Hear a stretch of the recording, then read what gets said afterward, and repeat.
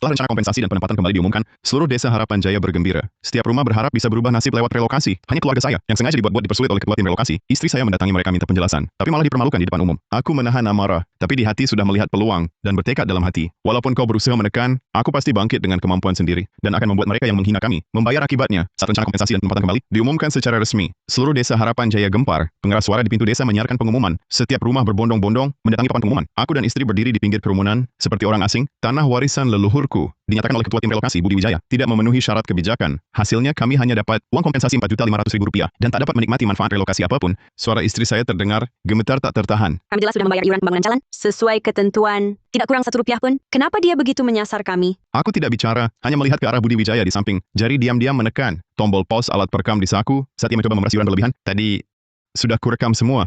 Dia ketua tim relokasi, sekaligus kepala kawasan relokasi. Awal tahun dia datang diam-diam, minta iuran berlebihan dari aku. Langsung kutolak, hanya bayar sesuai peraturan. Budi Wijaya nyalakan rokok perlahan, asapnya mengepul ke arah kami. Sekarang baru panik? Ngapain aja dari tadi? Di desa ini, akulah yang berkuasa. Kalau tidak patuh, jangan harap dapat apa-apa. Adiknya Doni Wijaya di belakang, langsung sodorkan ponsel mahal barunya, mengejek dengan wajah meremehkan. Ambil 4 juta, pergi sana. Mau mengandalkan relokasi? Mimpi! Mendengar itu, kondisi istriku yang buruk semakin parah, hampir terjatuh. Cepat ku sanggah dia, ku minta dia tarik napas. Tenang dulu. Lihat istri hampir pingsan, Budi Wijaya jadi takut, khawatir terjadi yang terburuk. Dia ajak adiknya pergi. Warga yang nonton pun bubar. Ku bawa istri pulang, menatap rencana kawasan relokasi di tengah peta rencana kawasan relokasi ide sudah muncul di benakku. Awalnya aku berniat bawa rekaman ke kota kecamatan untuk melaporkan Budi Wijaya, tapi satu detail di peta itu membuatku berubah pikiran. Satu-satunya jalan masuk kompleks, ditandai sedang dibangun. Diperkirakan selesai 15 hari setelah serah terima. Truk besar tak bisa masuk sama sekali. Becak roda 3 kecil saja sulit melintas. Jalannya sangat bergelombang. Tak ada bus, tak ada layanan antar. Mayoritas penghuninya lansia, jauh dari kota kecamatan. Tak ada pasar produk segar, fasilitas rantai dingin dan layanan antar ke rumah juga kosong. Sedangkan aku, kebetulan punya pengalaman 5 tahun di rantai pasok produk segar, punya jalur grosir tingkat pertama dan truk rantai dingin. Bahkan sudah punya sistem pengantaran daring yang matang. Ini bukan sekadar bisnis biasa, ini kebutuhan hidup warga desa. Dia menghalangi uang kompensasiku, maka aku yang pegang keranjang sayur seluruh desa. Budi Wijaya, kau tekan aku dengan jabatan, maka aku jepit lehermu. Dengan kebutuhan dasar masyarakat, hingga kau tak bisa angkat kepala lagi. Kembali ke gubuk, istriku menahan tangis. Ku genggam tangannya, tatapanku tegas. Tenang, apa yang hilang dari kita, akan kita rebut kembali. Ku buat keputusan, yang bahkan istriku anggap gila, robohkan rumah tua kami sendiri. Saya membangun pasar produk segar warga di lokasi lama. Saya sudah menyewa rumah di kota kecamatan. Sudah bayar sewa 3 bulan. Nanti kita pindah ke sana, tunggu pasar selesai, kita buat ruang tinggal di lantai 2. Saya yang pegang kendali penuh, tidak bisa disita Budi Wijaya. Lokasinya strategis sekali, tepat depan pintu masuk utama kawasan relokasi. Jalan wajib dilalui warga. Lagi pula, kawasan relokasi baru serah terima, jalan akses eksternal belum tembus, transportasi umum belum beroperasi, belum ada pemeriksaan kelayakan keselamatan. Hanya warga desa yang boleh masuk dengan kartu, kendaraan luar, kurir makanan, dan truk dilarang masuk. Aku bantu kamu kerja. Aku dukung semua usahamu. Dulu aku kerja di supermarket, 3 tahun kasir dan kelola stok, pembukuan, cek stok, dan keluhan pelanggan, serahkan padaku. Keesokan paginya, saya hubungi tim konstruksi. Ekskavator masuk ke lokasi lama. Beberapa kali gemuruh, rumah tua dirubuhkan. Lahan diratakan. Dalam debu beterbangan, saya arahkan pekerja untuk memberi tanda dan mendirikan kerangka. Semua berjalan sesuai rencana. Tepat saat itu, Budi Wijaya kebetulan lewat. Dia melihat langsung saya sedang merubuhkan rumah dan membangun pasar. Dia terkejut sejenak, lalu berdiri di pinggir jalan, tangan di pinggang, dan mulai tertawa terbahak-bahak. Suaranya terdengar separuh desa. Dia sengaja ingin semua orang berkumpul untuk menertawakanku. Ayo kalian lihat semua. Apa orang ini sudah gila? Rumah leluhurnya sendiri dia hancurkan. Nanti kalian mau tinggal di mana? Dia menepuk-nepuk paha, sembari bergurau dengan para aparat desa, sampai terkekeh-kekeh tak kuasa. Betul-betul mengejek. Tanpa ganti rugi, tanpa kios. Berani juga dia bongkar rumah? Itu namanya cari mati sendiri. Kamu sudah jadi sinting gara-gara proyek relokasi. Warga desa yang lewat, ikut pula menunjuk-nunjuk, memelas-melas terdengar. Istriku wajahnya pucat karena geram. Ingin maju membantah, tapi ku sentuh lembut untuk menahannya. Ku pandang tak kuangkat pun, terus memandu tim konstruksi. Nadaku tenang namun memancar, kekuatan tak terbantahkan. Tak perlu dihiraukan. Ketika kita berhasil, itulah tamparan terkeras untuk mereka. Hanya satu pikiran dalam benakku, percepat progres. Menunggu hari serah terima tiba, agar semua orang melihat jelas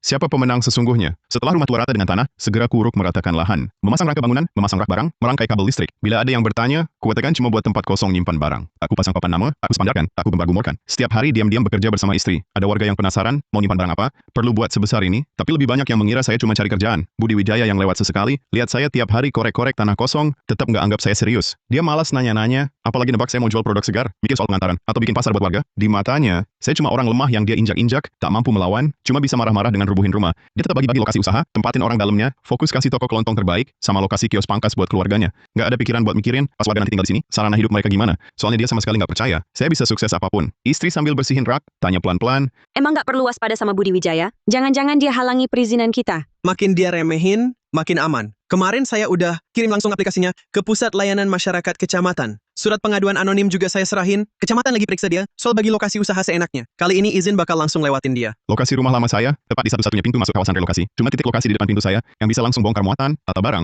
lalu kirim, semua dalam satu langkah. Seminggu kemudian, lokasi udah mulai berbentuk, rapi, lapang, alur kerjanya masuk akal. Aku masih tak pasang papan, tak bersuara. Budi Wijaya lihat, cuma mencemooh, lalu pergi. Dia tetap tak tahu, lahan kosong yang diremehkannya ini akan menguasai urat nadi Desa Harapan Jaya. Pasar resmi selesai, menuju serah terima kawasan relokasi. Tinggal 20 hari. Masa kosong ini, masa sunyi paling berat. Aku dan istri masuk tahap persiapan krusial. Untuk pasok langsung dari sentral lokal, kuhubungi 3 sentra sayuran dan 2 rumah potong daging yang sudah kerja sama 5 tahun. Kami tanda tangani perjanjian pasokan darurat, jamin pasokan harian, minimal 5 ton produk segar, atur peralatan rantai dingin, bangun aplikasi mini, latih dulu 5 warga desa, berpengalaman antar.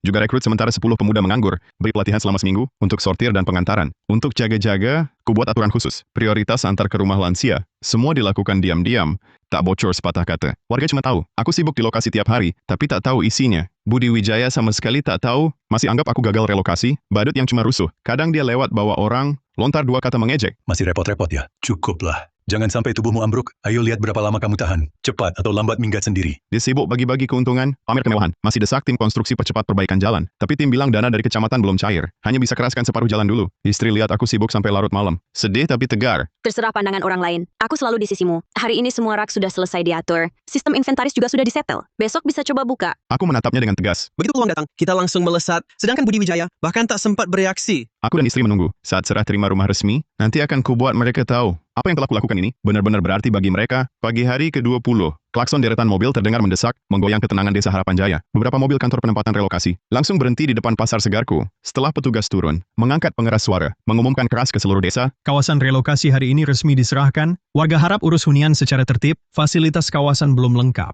Layanan produk segar warga dijamin oleh lokasi usaha yang sudah terdaftar resmi. Kerumunan mendadak bergemuruh. Tiap rumah ambil kunci, berbondong ke perumahan baru. Tapi baru sampai simpang, senyum mereka langsung membeku. Satu-satunya jalan utama ke perumahan, hanya separuh dekat desa yang diaspal. Separuhnya lagi kubangan lumpur dalam, licin tidak keruan, tidak rata. Truk besar tak bisa masuk. Becak roda 3 masih bisa perlahan, tapi goncang parah. Motor listrik gampang selip, pejalan kaki harus jinjit, hati-hati baru bisa lewat. Ada yang bertanya, jalannya sulit begini. Bagaimana belanja kebutuhan? Budi Wijaya berdiri di kerumunan. Semula terlihat puas diri, wajahnya mendadak berubah. Baru saat itulah, dia tersadar, ada satu masalah kritis yang sepenuhnya diabaikan. Mobil pengantar sayur besar tak bisa masuk, stok segar luar tak bisa masuk. Warga yang tinggal di situ, makan saja jadi problem. Gugup dia keluarkan ponsel, hubungi pemasok dengan panik, hubungi truk kecil, tapi begitu dengar, jalan di Desa Harapan Jaya cuma separuh bagus. Mobil besar tak bisa masuk, semua langsung tolak. Makin banyak telepon, hati Budi makin dingin. Usai tutup telepon, ia menatapku tak percaya, bagaikan ikan meronta. Langsung menudingku. Aku tak pernah terima. Permohonan pasarmu, toko produk segarmu pasti bakal tutup. Akan kusuruh periksa dirimu. Dengar itu, aku berbalik ambil. Pemberitahuan disetujui bercap, Pusat Layanan Masyarakat Kecamatan. Taruh di depannya, Budi memegang dadanya. Matanya membelalak tak percaya, kuasa persetujuan di tangannya. Hak lokasi usaha, tak ada gunanya sama sekali. Karena amarah Budi.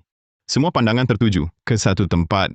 Di satu-satunya masuk kawasan relokasi, ada papan pasar produk segar, rak-rak rapi, rantai dingin siap, pasokan lengkap, aku dan istri di depan, tenang melihat warga yang kacau dan Budi yang pucat pasi, ia menoleh tajam, matanya makin membelalak, wajah penuh ketidakpercayaan. Kau berani menjebakku diam-diam. Sampai detik ini, baru ia sepenuhnya paham, gubukku runtuh bukan emosi, usahaku bukan cuma gegabah, pilih lokasi di pintu masuk, bukan kebetulan, aku sembunyikan sebulan ini, adalah kunci masalah pangan desa, pasar produk segar warga. Dengar ucapan Budi Wijaya, saya cuma senyum tipis padanya. Dia berbalik dan pergi bersama warga. Saya menatap punggung mereka menjauh, hati saya yakin mantap, saya yakin mereka akan menyerah. Hari pertama hunian kawasan relokasi, seluruh desa kacau balau. Keluhan, tuduhan, dan gelisah membanjiri kawasan. Budi Wijaya panik.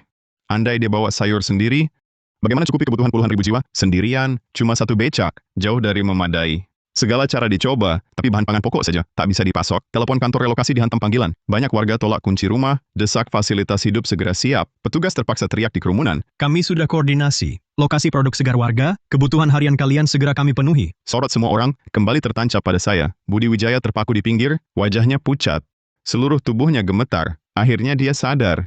Saya tak cuma buka toko sembarangan. Saya ambil posisi strategis di area ini, yang sangat sulit belanja sayur. Permukiman relokasi yang tak bisa diakses, mencekik leher semua orang. Dia halangi uang ganti rugi kami. Aku pegang hak makan warga. Dia andalkan wewenangnya. Aku gunakan kebutuhan pokok untuk menguncinya di jurang. Hari pertama mereka bertahan. Para warga malu, lebih baik makan mie instan daripada datangi pasar saya. Budi Wijaya tetap sok gengsi, bersumpah, seluruh desa lapar pun takkan menyerah padaku. Dia coba halangi hak sambung air listrik kami, tapi pusat layanan sudah perintahkan. Pihak mana pun tak boleh seenaknya putus. Listrik, air, atau gas proyek publik, pelanggar akan ditindak. Dia juga mau larang kurir saya masuk kompleks. Tapi semua kurir adalah warga.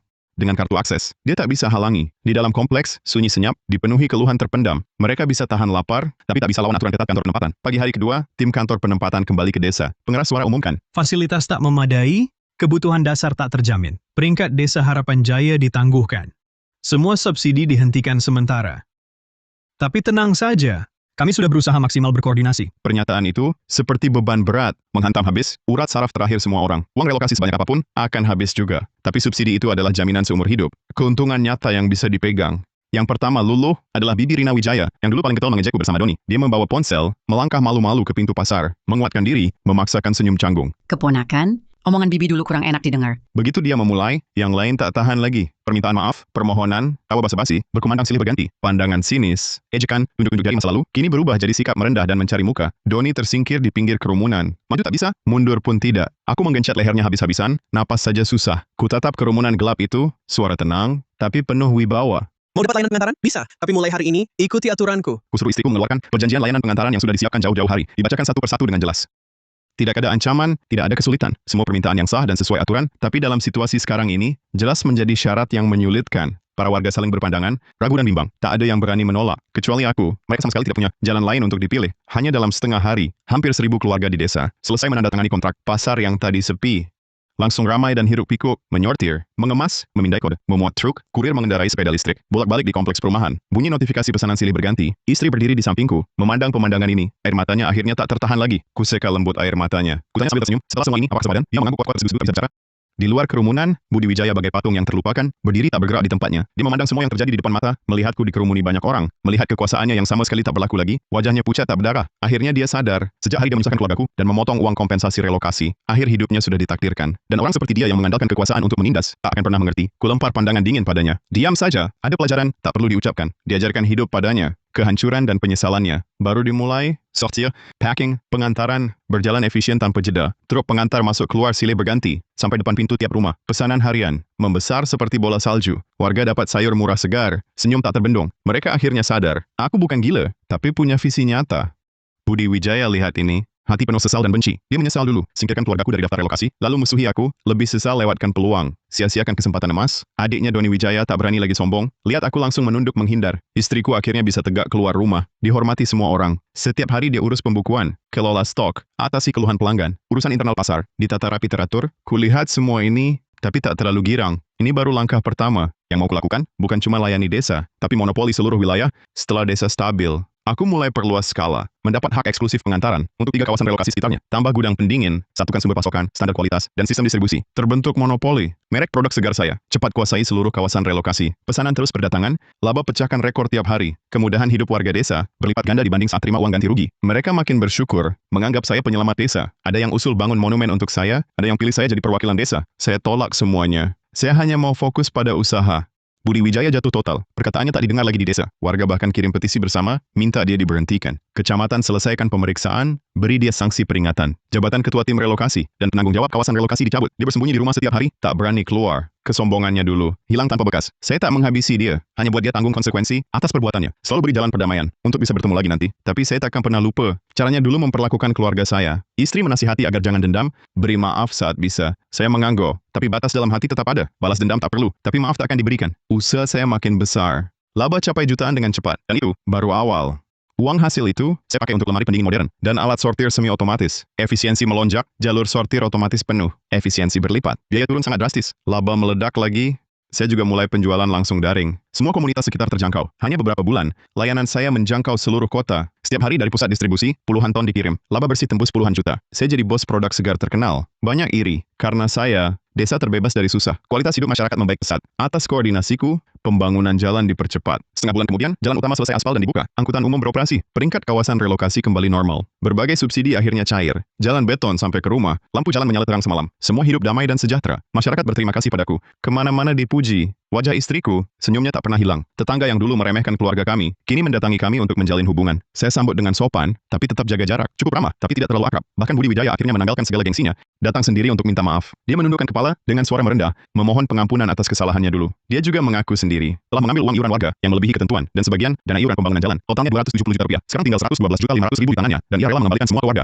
Sisanya 157.500.000 akan dicicil dari gajinya. Melihat wajahnya yang telah tua, Hati saya tak terguncang. Beberapa luka tak bisa dihapus hanya dengan kata maaf. Saya hanya berkata datar, sudah berlalu. Tapi saya tahu beberapa hal takkan pernah kembali sama. Setelah memaafkan Budi Wijaya, hatinya benar-benar lega. Ia mendukung kerja saya sepenuhnya, memakai koneksinya, membantu urusan berbagai hal. Saya pun tak pendam dendam, memberinya tugas ringan sebagai petugas gudang, supaya dia punya penghasilan tetap, menikmati hari tua. Melihat kelapangan hati saya, warga semakin menghormati. Popularitas saya mencapai puncaknya. Saya tak berhenti, terus perluas pasar ke seluruh kota. Hubungi platform e-commerce besar, bangun sistem logistik rantai dingin kota. Keuntungan yang masuk tiap hari. Sampai saya sendiri terkejut. Uang relokasi yang dulu direbut di hadapan laba sekarang, tak ada artinya. Saya buktikan dengan tindakan. Dianiaya tidak menakutkan. Tidak punya keterampilan lah yang menyeramkan. Asal punya wawasan, punya kemampuan, dan tekun, semua yang hilang bisa kembali berkali lipat. Istri hidup tenang dan bahagia. Tak pernah lagi pusing soal uang. Setiap hari ia bertanam, mengobrol, kadang ke pasar bantu-bantu, urusi pembukuan. Ia nikmati hidup santai. Saya lihat ia bahagia, hati saya puas. Segala jerih payah dan kehinaan ini, semua setimpal. Cemoohan dan tekanan masa lalu berubah jadi pendorong saya. Saya tahu, hidup saya sudah berubah total, dan legenda saya masih terus berlanjut. Seiring usaha membesar, saya mulai berdayakan warga lokal. Semua lowongan prioritas untuk warga desa.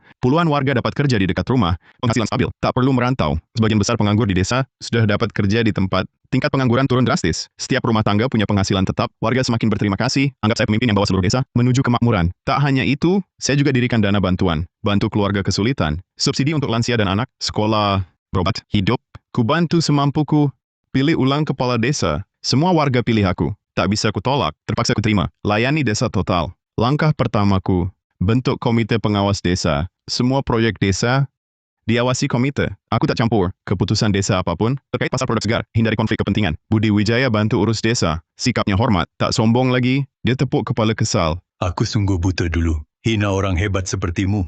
Aku cuma senyum, tak ambil pusing perseteruan masa lalu. Sudah sirna. Kini ku bawa seluruh desa menuju hidup sejahtera. Usaha produk segarku makin berkembang dari layanan komunitas ke kantin instansi, lalu pasokan perusahaan, jaringan makin luas, kekayaan bertambah, tapi ku sadari ini bukan akhir, melainkan awal baru. Tantangan baru muncul.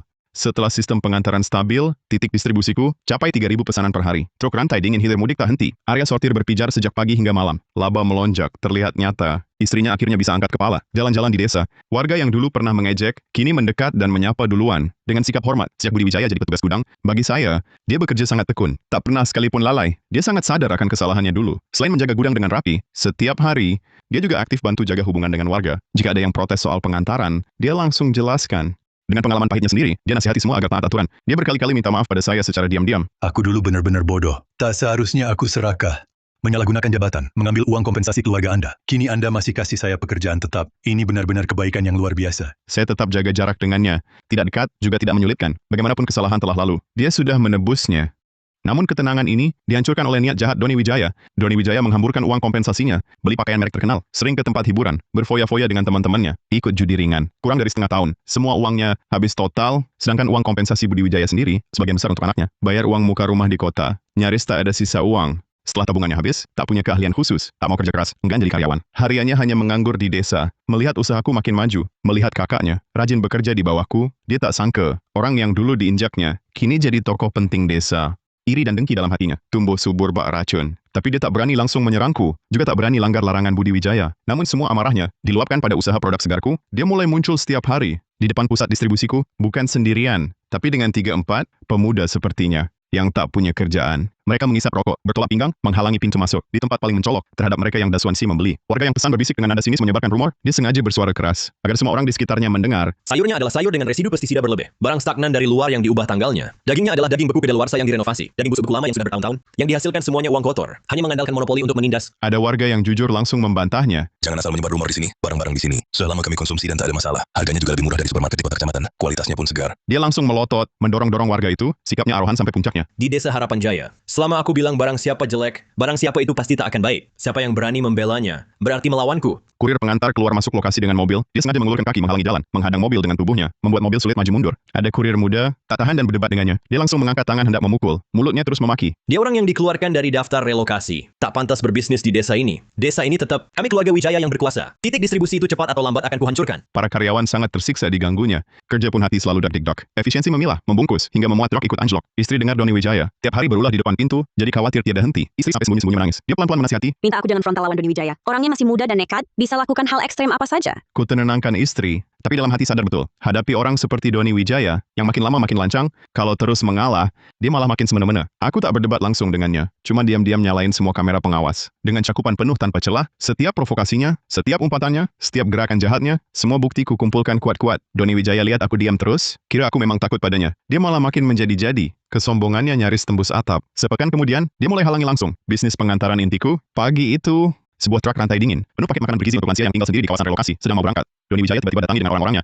Halangi dengan 2 sepeda motor listrik, menghadang tepat di depan truk, lalu dia merebahkan diri di tanah, berlagak bak orang tak waras. Kalau mau lewat, langsung tabrak saja saya. Di kendaraan ini ada makanan untuk puluhan lansia yang hidup sendiri dan sulit bergerak di kawasan relokasi, sarapan dan bahan hari ini. Kalau pengiriman terlambat, mereka akan kelaparan. Bahkan pengaruhi penilaian kantor penempatan relokasi. Sang kurir panik, membujuk baik-baik sambil memberi alasan, tapi dia cuma melotot dan memaki. Kalian cari uang kotor, pantas dapat balasan. Nyawa seluruh warga desa tak sebanding dengan kebenciannya. Kian sukses saya dengan usaha warga, kian keras dia coba jatuhkan saya. Warga segera berkerumun. Marah tapi tak berani protes. Semua paham, Doni Wijaya sehari-hari sangat kasar dan tak masuk akal. Berurusan dengannya berarti diganggu tanpa henti dan dibalas dendam. Saya terima telepon kurir, lalu bergegas ke lokasi, melihat Doni Wijaya berbaring berlagak tak waras. Saya memandang sangat dingin. Tak ada pembicaraan sia-sia. Langsung ambil ponsel dan hubungi kantor kepolisian sektor. Halo, ada orang sengaja halangi pengantaran kebutuhan warga, cari gara-gara dan buat onar. Ganggu ketertiban di kawasan relokasi. Segera datangkan petugas polisi. Doni Wijaya tahu saya laporkan dia. Bukannya takut sedikit pun, malah bangun mendadak dari tanah. Dia menunjuk dan memaki saya. Bilang dia punya koneksi di atas. Lapor polisi pun percuma. Yang rugi cuma saya sendiri. Saya tenang memandangnya, tak percaya omong kosongnya. Dia makin kesal, tangan sudah siap pukul saya. Untungnya dia dicegah kawan berandalannya. Jadi tak sempat memukul. Beberapa menit saja, mobil polisi masuk desa. Setiba di lokasi, polisi langsung cek rekaman CCTV. Dengar keterangan warga dan kurir. Fakta jelas, bukti kuat. Doni langsung diberi peringatan. Diperintahkan segera hengkang. Dilarang ganggu operasi usaha. Bila tidak, akan ditindak tegas. Di depan polisi, Doni agak meredam emosinya. Tapi baru saja polisi pergi, dia menghampiri telinga saya. Berbisik pelan, ancam saya. Ini belum selesai. Saya banyak akal licik. Cara jahat. Nanti kamu akan merengek. Keluar sendiri dari desa Harapan Jaya. Kutatapnya dingin. Tak kusahut, tapi dalam hati, aku tahu preman seperti dia pasti akan terus berulah. Benar saja, tengah malamnya, pusat distribusiku diserang. Usaha produk segarku bergantung pada 4 lemari pendingin besar, 2 kompresornya ditaruh di belakang, inti sistem rantai dingin. Jika rusak, seluruh isinya akan busuk dalam jam. Pukul 3 dini hari, sunyi senyap, desa terlelap. Doni dan pemuda lain merangkak masuk, bawa besi, kunci Inggris, batu bata, hancurkan kedua kompresor. Dari rekaman, dia tampak gila, penuh amarah sambil hancurkan. Dia teriak. Kututup jalannya, kurebut kesempatannya. Dia bilang, akan hancurkan usahaku. Beberapa menit saja, 2 kompresor itu sudah penyok parah. Semua pipa tembaga patah, kabel-kabel diputus paksa, sistem kontrol suhu hancur total, sama sekali tidak bisa diperbaiki. Saat pegawai datang pagi-pagi dan membuka lemari pendingin, bau busuk menyengat. Langsung menerpa, daging segar senilai lebih dari 157.500.000 rupiah, makanan laut sayur buah impor, produk telur dan susu di dalamnya, karena pendingin mati. Semua sudah busuk dan rusak, cairan darah, dan noda menggenang di lantai. Berantakan sekali. Para pegawai melihat keadaan mengenaskan ini, gemetar menahan marah. Banyak yang mata berkaca-kaca. Istri saya langsung menangis. Dosa besar. Banyak barang mahal ini hancur semua. Sungguh keterlaluan. Istri sesak dada sangat cemas. Hampir pingsan lagi. Saya cepat menyangga istri dan memberinya obat, menahan amarah dalam hati. Saya langsung amankan TKP dan jaga agar jejak tak rusak. Lalu saya telepon polisi lagi. Polisi cepat datang dan periksa. Di tembok belakang ditemukan jejak kaki jelas dari memanjat. Di dekat peralatan ditemukan besi dan bata yang dibuang. Setelah ambil rekaman CCTV halaman belakang, rekaman Doni Wijaya yang memimpin kerusakan, sangat jelas terlihat wajahnya, gerakannya, teriakan makian, semua detailnya tercatat dengan jelas. Buktinya jelas. Pak polisi tak ragu-ragu. Langsung pergi ke rumah Doni Wijaya. Doni Wijaya masih tertidur pulas. Dibangunkan polisi, awalnya ia mengelak dan berkilah, bilang dia tak bersalah, bilang ada yang sengaja menjebaknya. Tapi saat rekaman kamera diperlihatkan, langsung wajahnya pucat pasi, tak bisa berkata-kata, tak bisa cari alasan lagi. Saat dibawa ke mobil polisi, ke arah warga yang menonton, ia masih berteriak-teriak. Kau sengaja! Sengaja menjebakku. Kau akan dapat balasan. Karena sengaja merusak harta benda umum dan pribadi dengan nilai besar, Doni Wijaya ditahan administratif selama 7 hari, sekaligus didenda Rp6.750.000 dan harus ganti rugi penuh biaya perbaikan peralatan dan bahan pangan busuk. Tapi saat rekaman kamera diperlihatkan, berita menyebar ke seluruh desa. Warga desa bersorak gembira, mengatakan dia menuai akibat perbuatannya. Denda untuk si jahat. Ketua tim relokasi, Budi Wijaya, dengar kabar itu, air matanya berlinang. Ia datang kepadaku, sambung menyembah dan minta maaf. Aku yang tak bisa didik adikku, menyebabkan kerugian besar untukmu. Aku mau ganti dengan gaji bulananku, cicil ganti rugi. Kukatakan padanya, ini kesalahan Doni Wijaya sendiri. Tak ada sangkut pautnya dengannya. Dia tak perlu menanggung semua tanggung jawab untuk adiknya ini. Tapi sepulang dari rumah tahanan, Doni Wijaya tak sedikit pun menyesal. Bahkan dendamnya makin mengakar. Kelancangan dan kebusukannya tak berbatas lagi. Dia tak sanggup bayar ganti rugi sekitar Rp180 juta. Terpaksa Budi Wijaya jual bahan pangan keluarga, alat pertanian, peralatan elektronik rumah tangga, bahkan menyewakan sementara lahan dari relokasi sebagian lahan pangan keluarganya.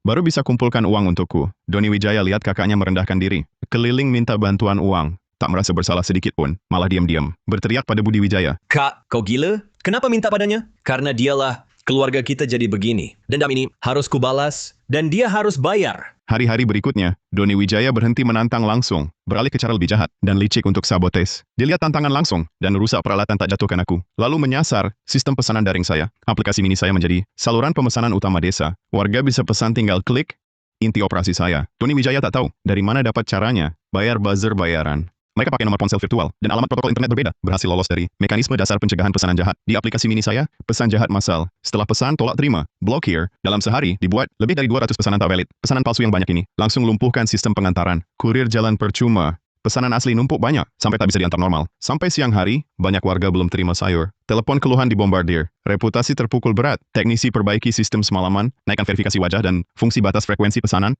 baru normal dini hari. Aksi jahat kali ini, rugi saya lebih dari 45 juta rupiah, dan hilang sebagian pelanggan sementara. Saya telusuri nomor ponsel, dan alamat protokol internet selangkah demi selangkah. Akhirnya terungkap semua operasi jahat, berasal dari Doni Wijaya dan kawan-kawannya. Doni Wijaya, ternyata kamu kali ini tak akan kuberi ampun lagi? Saya serahkan bukti lengkap dan catatan sistem. Catatan rekaman kamera sudah dikelola dan diarsipkan. Lalu diserahkan lagi ke kantor kepolisian sektor. Polisi dengan jelas memberitahu Doni Wijaya, dia sudah berkali-kali mencari gara-gara dan membuat onar. Sifatnya sangat jahat. Kalau dia berulah lagi, pasti akan dihukum lebih berat. Tidak akan dimaafkan. Setelah dimarahi keras polisi, Doni terlihat diam selama 3 hari. Tapi diam-diam dia rencanakan sihir jahat yang bisa hancurkan hidupku dan bahayakan seluruh desa. Dia tahu persis bahwa setiap hari aku antar bahan makanan untuk program makan sekolah desa. Itu program prioritas yang diawasi ketat pemerintah. Itu juga batas reputasi yang kuhargai. Kalau ini ada masalah, bisnisku bukan hanya hancur, tapi juga kena tuntutan hukum. Ia berani ambil risiko. Rencananya, rusak bahan makanan agar bisnisku tutup total, bahkan sampai membahayakan kesehatan orang. Tengah malam itu, dia bawa tas hitam, hindari pandangan penjaga, lalu menyusup ke area sortir. Dia siap lakukan kerusakan pada bahan makanan yang disimpan. Untungnya aku sudah atur. Pegawai jaga 24 jam. Penjaga dengar suara di area sortir, langsung periksa. Doni tertangkap basah. Saat ditangkap, Doni Wijaya masih bergelut, raut wajahnya terdistorsi, tatapan matanya liar. Aku sengaja ingin gulingkan bisnismu dan hancurkan reputasimu. Sekalipun masuk tahanan lagi, aku tak takut. Kau tunggu saja. Nanti setelah aku keluar, tak akan kubiarkan kau tenang. Sampai aku berhasil mengusirmu dari desa Harapan Jaya. Petugas jaga tak berdebat dengannya, langsung hubungi saya dan Pak Polisi. Setelah polisi datang, barang di tasnya langsung disita, membuktikan dia menyusup ke area sortir. Dengan maksud merusak bahan makanan. Petugas dinas pengawas juga cepat tiba, memeriksa semua bahan makanan, dan konfirmasi tak ada kontaminasi. Mereka juga tegas menyatakan, andai tindakannya berhasil, bisa picu insiden keamanan pangan berat, membahayakan kesehatan ratusan anak. Sifatnya sangat jahat, sudah melanggar hukum pidana, bukan sekadar sengketa umum lagi. Kabar ini tersebar, seluruh desa gempar dan marah. Barulah warga sadar sepenuhnya, Doni Wijaya bukan sekadar emosi sesaat, tapi memang berniat jahat dan dendam terencana demi balas dendam pada saya. Dia tega jadikan kesehatan, warga tua dan muda sebagai taruhan. Orang seperti ini sudah kehilangan akal sehat, tak terselamatkan lagi. Bahkan yang sebelumnya sedikit kasihan padanya, dulu pikir dia cuma anak muda panas. Sekarang sampai kecewa dalam hati, satu persatu mengecamnya egois dan jahat. Layak dapat hukumannya. Budi Wijaya tahu, adiknya lakukan perbuatan keji ini. Langsung lunglai duduk di tanah, air matanya menetes. Dia minta maaf kepada warga, kepada sekolah, dan kepada saya. Maaf, semuanya saya gagas didik dia. Keluarga Wijaya tanggung semua. Tapi di mata hukum semua setara. Perbuatan Doni Wijaya sudah melampaui batas, tak bisa dilindungi, tak bisa diselamatkan. Setelah diadili, Doni Wijaya berkali-kali cari gara-gara, merusak harta orang, dan ancam keamanan umum. Dijatuhi hukuman kumulatif, akhirnya dihukum penjara 7 bulan, ditambah denda besar, dan ganti rugi penuh. Total 360 juta rupiah. Saat putusan dijatuhkan, saya sengaja hadir di ruang sidang. Doni Wijaya tak lagi sombong. Seperti dulu di desa, rambutnya kusut, matanya suram, pakai baju tahanan, gemetar dengan kepala tertunduk, tak ada lagi sisa kesombongannya. Saat mendengar vonis hukuman penjara, 7 bulan itu, lututnya lemas. Dia ambruk. Air mata bercampur ingus mengalir deras. Wajahnya penuh ketakutan dan penyesalan. Namun penyesalan itu datang terlambat. Dari hinaan dan tantangan, menghalangi layanan antar, merusak peralatan, merusak pesanan, hingga berusaha meracuni bahan makanan. Setiap kelancangannya, setiap niat jahatnya, setiap batas moral diterobosnya, adalah anak tangga. Menuju penjara, dia sendiri mengubah dirinya. Dari pemuda kaya ganti rugi, menjadi narapidana. Denda dan ganti rugi 360 juta rupiah menghancurkan keluarga Wijaya. Budi Wijaya menjual segala harta yang bisa diuangkan, bahkan menggadaikan rumah. Berutang ke sanak saudara, barulah lunas. Keluarga Wijaya yang dulu berjaya, tiba-tiba jatuh miskin, penuh utang, tak ada lagi kemewahan masa lalu. Setelah Doni Wijaya masuk penjara, keluarga Wijaya pun hancur. Kesehatan Budi Wijaya memburuk, tapi ia tetap bekerja keras di gudang. Lunasi utang pelan-pelan dengan gaji pas-pasan. Setiap ketemu warga, ditunduk terus. Enggan angkat muka, kewibawaannya hilang total. Dulu yang sanjung keluarga Wijaya dan cari muka, kini menghindar, takut ketularan utang.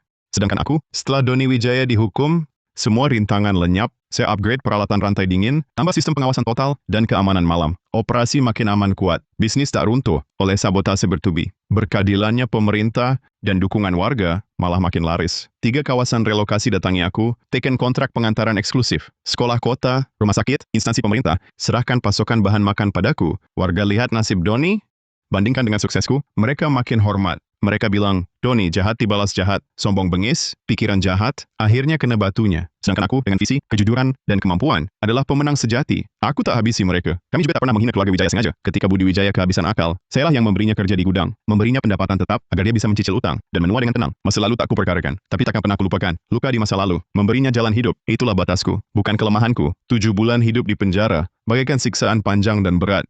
Akhirnya sampai di ujung, Doni Wijaya bebas setelah menjalani hukuman. Kabut pagi belum sepenuhnya sirna, menghadirkan hawa dingin musim gugur, menyelubungi pintu besi tebal penjara. Saat pintu besi dingin itu terbuka perlahan, Doni Wijaya keluar terhuyung-huyung, langkahnya goyah dan ragu-ragu. Saat melangkah keluar gerbang penjara, sinar matahari menembus kabut menyinari tubuhnya, menyilaukannya hingga ia menyipitkan mata. Penampilannya benar-benar berubah, bandingkan dengan 7 bulan lalu saat masuk penjara. Bagai 2 orang berbeda, wajahnya kuning pucat bagai kertas kuning usang, tak ada setetes pun darah segar, pipinya cekung dalam. Tubuhnya begitu kurus, seakan tertiup angin akan rubuh. Baju lusuh yang dipakainya, jas tuanya tidak pas, tergantung longgar. Tampak sangat tipis, sorot matanya tak lagi berisi keganasan masa lalu, hanya tersisa ketakutan mendalam. Pandangannya menghindar, tak berani menatap, selalu menunduk, bau sedikit membungkuk, tangannya mengepal di dada. Seperti kelinci ketakutan, tak tersisa sedikit pun. Sikapnya dulu yang suka memaki, dan semena-mena di desa, dia menyusuri jalan kecil. Kembali ke desa langkah demi langkah, tanah becek penuh di sol sepatu. Setiap langkah terasa amat berat, seperti menginjak kejahatannya sendiri di masa lalu. Sampai di depan rumahnya, dia berhenti. Jantungnya berdebar kencang, pemandangan membuatnya membeku. Rumah megahnya telah pindah tangan, pintu tertutup segel sitaan, halaman penuh rumput liar, jendela dan pintu rusak rapuh. Dia dorong pintu masuk, dalamnya kosong melompong. Di ruangan kosong itu, tak ada perabot layak, hanya debu di lantai, dan barang-barang rusak. Dia mengeluyur tanpa arah di desa itu. Tak sengaja tiba, dekat titik distribusi produk segar saya. Dari jauh dia melihat kakaknya sendiri, kakak yang dulu selalu melindunginya, tak peduli apapun yang terjadi. Kini memakai seragam kerja sederhana. Di halaman bongkar muat pusat distribusi, bekerja keras dengan tekun, saat membungkuk memindahkan karung. Punggungnya sudah tampak bungkuk, rambutnya pun banyak beruban. Setiap gerakannya terlihat berat. Lalu, dia melihat saya. Saya berdiri di pintu pusat distribusi, memakai jas rapi. Dikelilingi beberapa warga, mereka tersenyum hormat. Setiap gerak-gerik saya memancarkan ketenangan dan keyakinan, sangat bersinar dan dihormati. Didukung semua warga desa. Sikap terhormat seperti itu, berlawanan menyakitkan. Dengan keadaan buruknya sekarang, saat itu juga, penyesalan dan penderitaan dalam hatinya, menggulung seperti air bah, langsung menenggelamkannya. Dadanya serasa terhalang batu besar, sulit bernapas. Rasa sakit akibat kesenjangan itu, lebih menyiksa daripada segala penderitaan di penjara. Dia coba kerja di kota. Tapi bos-bos yang tahu, dialah orang yang ingin racuni makanan sekolah. Semua tolak mentah-mentah, lalu dia cari mantan, kawan berandalannya, tapi malah diusir dan dipukul. Lapar 3 hari, nasi hangat tak dapat, tak berani pulang, takut lihat rumah kosong. Dia bersembunyi tiap hari, di rumah tua rusak itu, sekadar bertahan. Rumah itu reyot, temboknya lepas-lepas, atapnya bocor di mana-mana. Saat hujan air masuk, penuh sampah dan barang rongsokan, dia meringkuk di situ. Makan sehari, lapar sehari. Kadang cuma bisa makan roti kering sepotong, minum air dingin, sungguh memalukan. Kadang warga lewat, lihat keadaannya, tak ada yang kasihan. Mereka cuma berhenti, menunjuk-nunjuk, berbisik-bisik, dengan cemooh dan hinaan. Bilang ini salahnya sendiri, dendam akan balas, pantas jadi begini.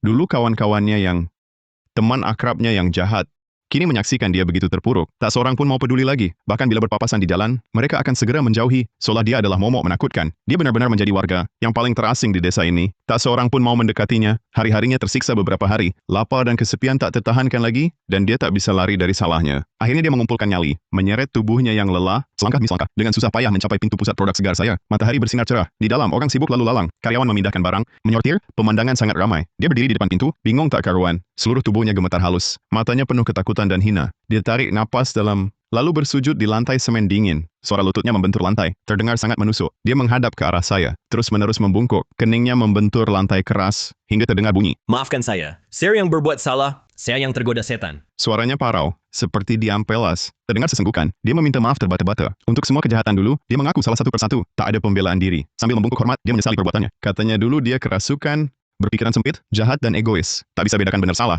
Selalu ingin menindas orang, jatuh ke keadaan ini. Semua salahnya sendiri. Ini balasan yang pantas. Tak bisa salahkan siapapun. Dia merendah minta maaf. Mohon kuabaikan masa lalu, minta kerjaan serendah apapun. Suaranya serak, aku benar-benar sadar salah. Kedepannya, mau kerja keras, untuk menghidupi diri, membantu kakak, lunasi utang, dan jadi manusia baru. Tebus kesalahan masa lalu.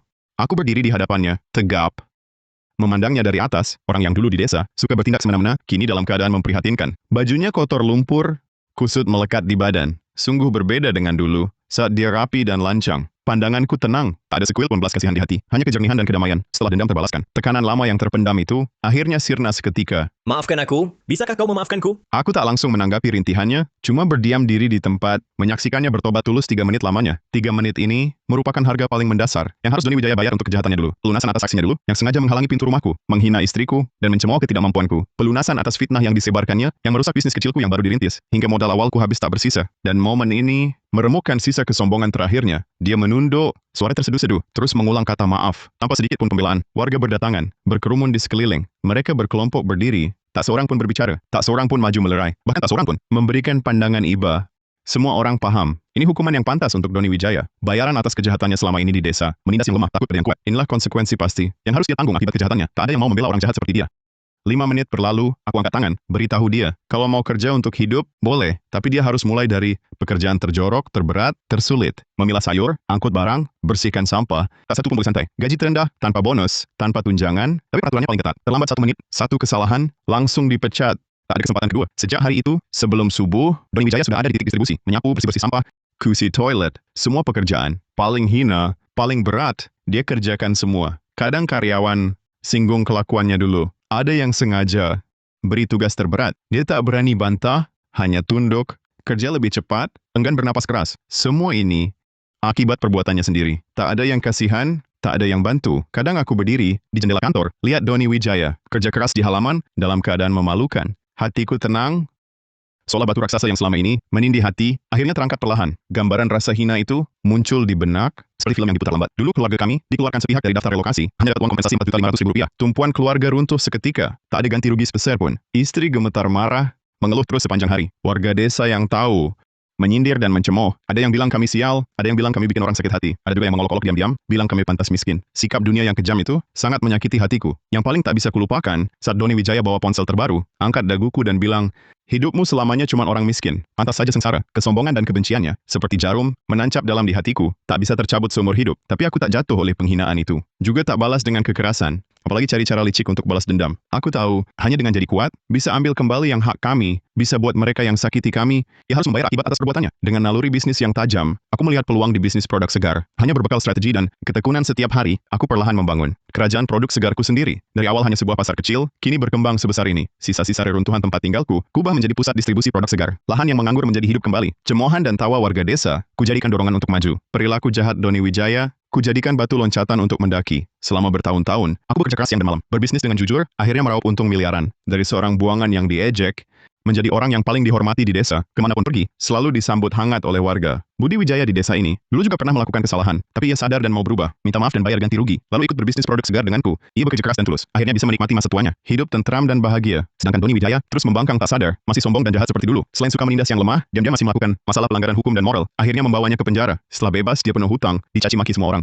menjadi orang yang dibenci semua orang, tak lagi punya kejayaan masa lalu. Aku selalu percaya, kebaikan dan kejahatan pasti berbalas, balasan hidup selalu berputar. Apa yang ditanam, akhirnya berbuah apa? Mereka yang jahat dan tak mau sadar, akhirnya dimakan perbuatan buruknya sendiri. Kini, aku tetap berpegang pada prinsip awal, berbisnis dengan jujur, tanpa tipu daya, mengolah setiap produk segar dengan hati, sambil tak lupa balas jasa kampung, mengajak semua warga berbisnis produk segar, memimpin semua meraih kesejahteraan bersama, penegakkan hukum yang adil pemerintah, memberi perlindungan penuh padaku, dukungan tulus pegawai pemerintah, memberi kekuatan untuk maju, kepercayaan dan dukungan istriku, adalah pelabuhan terhangatku, dukungan dan sokongan warga, adalah sandaran terkokohku, matahari terbenam, sinar keemasan menyinari, setiap sudut pusat distribusi produk segar, juga menyinari wajahku yang penuh percaya diri, kisah sukses yang bangkit dari reruntuhan, baru saja dimulai, ke depan, masih ada kemungkinan tanpa batas.